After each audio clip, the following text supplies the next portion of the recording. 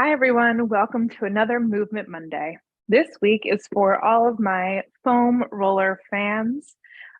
This series that we'll be doing this week, it can work with the long roller or even the half roller too. So yeah, I hope you enjoy. We're going to start sitting on top and be careful when you're getting up there. And then you're going to see if you can feel the sits bones and the tailbone sinking directly down into the roller. And then with the legs, I'm going to use the word long instead of straight. So I'm going to keep a little tiny bend, flex the feet, and push the heels down into the floor just to give me a little bit of stabilizing and grounding in this unstable position. And then the arms are going to reach straight and forward in line with my shoulders. So I'm bending the knees however much I need to lift the ribs up and off of the hips and reach the crown of the head all the way up to the ceiling. We're going to start with a spine stretch forward. You look down, and then we move through the neck, the shoulders, the ribs, maybe into the low back. And then you restack through the low back, the ribs, the shoulders, the neck, and the head. We're going to take an exhale as you reach forward, fingertips getting pulled like little strings connected to the wall. Inhale as you stack the spine up tall. For these next two, focus on the neck lengthening longer than the shoulders. So the crown of the head continues to reach up, shoulders through the upper parts of the trap stay relaxed. Inhale, stacking up tall. Last one like that. Exhale, reaching forward.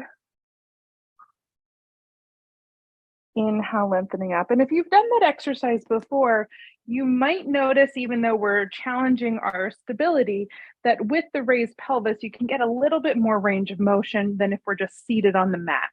The arms will now open into a T. Keep those legs active. Inhale through the nose. Exhale, twist the upper body to one side. Radiate fingertips, again, little strings connected to each wall. Inhale back to center, back to your starting position. Big exhale, twisting to the opposite way. Now, if the hips want to move, that might mean your roller will move. So how still can everything stay? Exhale, bringing out the spine. Inhale back to center. Gather the arms up to the ceiling. Relax the shoulders away from the ears. Inhale, little extension. Exhale back to center, facing forward. Inhale, reach. Exhale, forward. Last one. Inhale, reach. This one, my roller does move a tiny bit. Exhale back to center and relax the arms down.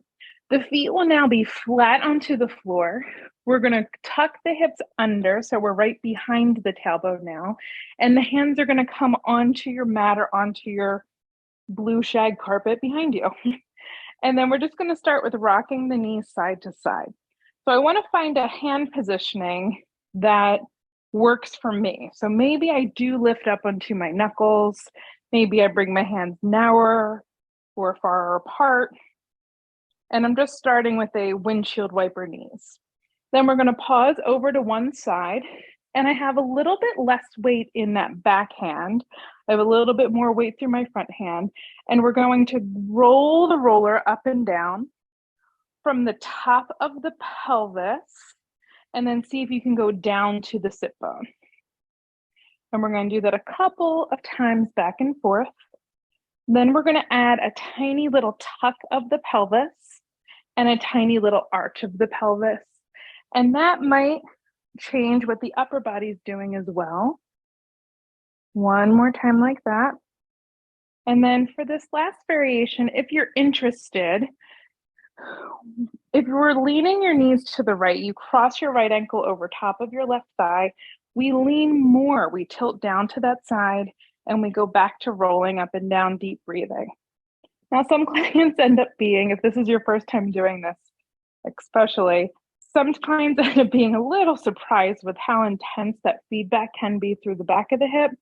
So we're looking to see the intensity that we're still able to relax and breathe into that release. If you feel a kind of tight spot through the back of the hip, you can pause along it and rock a little bit side to side. And then you can bring that foot down. And then we're back to windshield wiping again, just for one more. And then both knees head over to the left or the opposite side if you did that opposite of me. And we start with just the movement back and forth. And 3. And 2. So I'm using my arms and my legs to help with that mobility. Then we curl the tailbone under. Maybe you find a little arch on your way back. Reaching forward. Open up. 2 more. I'm kind of gliding a little bit backwards here. And then just up to you, feel free to keep the feet down, but up to you if you'd like to cross that ankle over top of the opposite knee, tilt the knees down, roll up and down, still on that left side. Notice if there's any discrepancies side to side there, and we're just kind of noticing without judgment. It's just like, oh, that's some good information to have, that my left side could belong to a different person. It's so different. And then if you feel a tight spot, a tender spot, you're still relaxing and sinking down, we can rock a little bit side to side.